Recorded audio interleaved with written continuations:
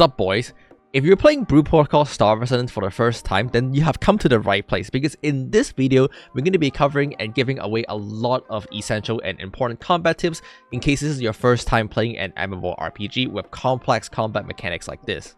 Don't worry, I'll not overwhelm you. This video covers the basic to get you started and dive your feet into Brew Protocol Star Resonance, but with that being said, subscribe to the channel for more guide. Let's get started. In Brew Protocol Star Resonance, every class comes with a basic attack, a special attack, and then selectively you can choose 4 expertise skills to equip on. You can choose and equip your skills by going to the skills menu, hitting the equip, and then dragging the skills you want to equip on the expertise hotbar. Note that you cannot change your basic attack and your special attack, which are called fixed skills. You additionally see an ultimate corresponding to your class as well. The ultimate is a very powerful game-changing ability. When you're casting it, there's going to be an animation that go off. Usually you're invulnerable during that animation, and they give you powerful effect like this bubble that protect your entire team if you're playing a tank and stuff like that. You also get 2 special summon called Battle Imagi. Usually Imagis are these battle summon that you can just summon out with long cooldown. While they do attack the enemy, you're mostly focused on using them for their bonuses like utility bonuses or stat increase bonuses. These are really good to have in generals, and you should equip the one that you find the most useful to you. Based on your role, you want to equip different Imagi. In Brew Protocol Star Resonance, you divided what people like to call the Holy Trinity of Tank, Healer, and DPS. Tank is responsible to charge in as a front line to tank the damage. DPS is obviously to do the damage to the enemy, and finally Healer is to keep the entire party alive. A party in this game involves 5 people. However, when raid do come out, you can go up to 20 people having multiple healer and multiple tanks. Purple tier Imagi generally give stat bonuses, so you want to find the one with the corresponding stat that you have. Like intelligent class, want to use the intelligent one, while strength class want to use the strength one and stuff like that. Gold tier Imagi are mostly focused on utility, and they have really amazing effect. For tank, you might want to consider something like the Tempest Ogre that have a powerful generation for Vortex, which can group all the enemy up. For DPS, you want to consider something like the Muku Chef, so that he can cook you some crit and crit damage. This gives a passive 10% crit damage boost with an additional crit damage bonus when you activate the active, which is very, very good. And finally, for support, you want to look for things that have beneficial effect for your teammate, like boosting their damage.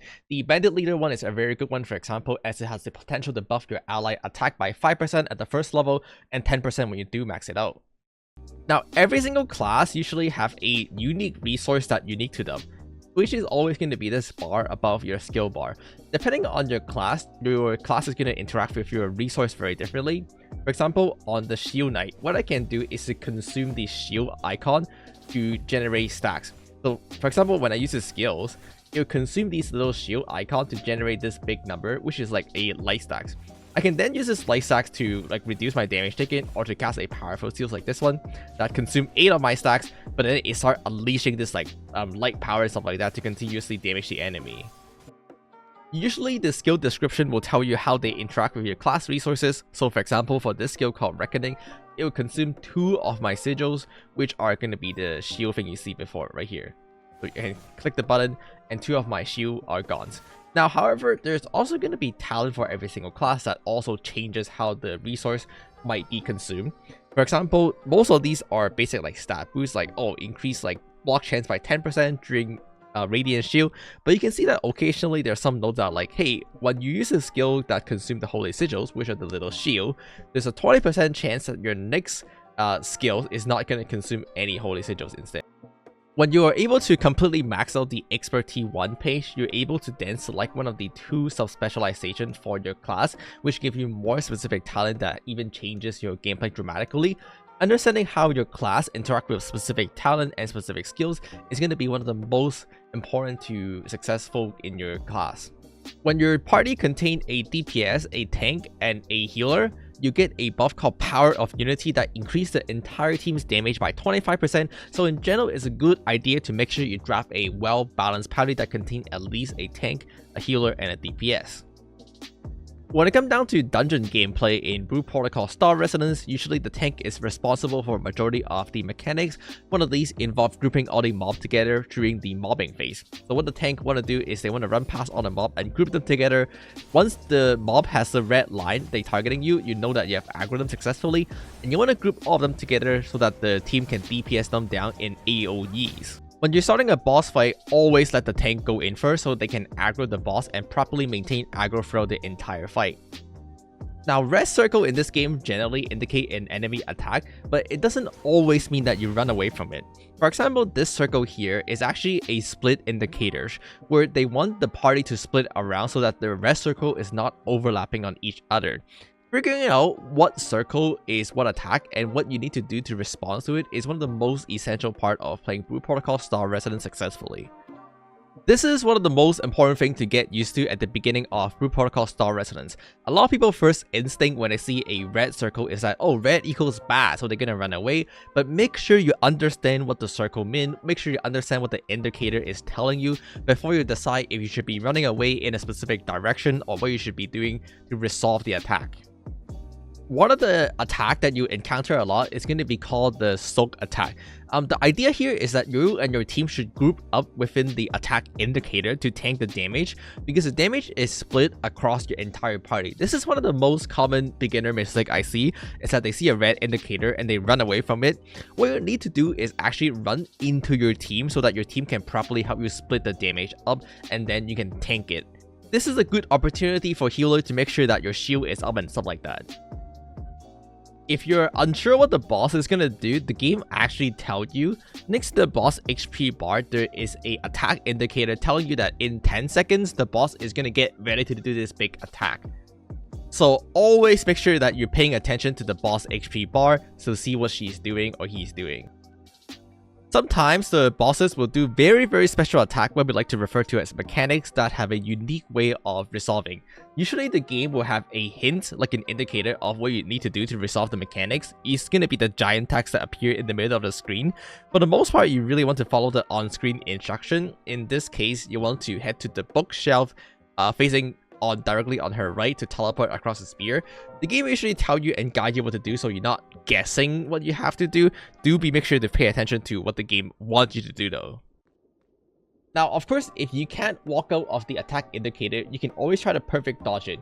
Perfect dodging is when you use your dodge attack right at the same timing the enemy attack.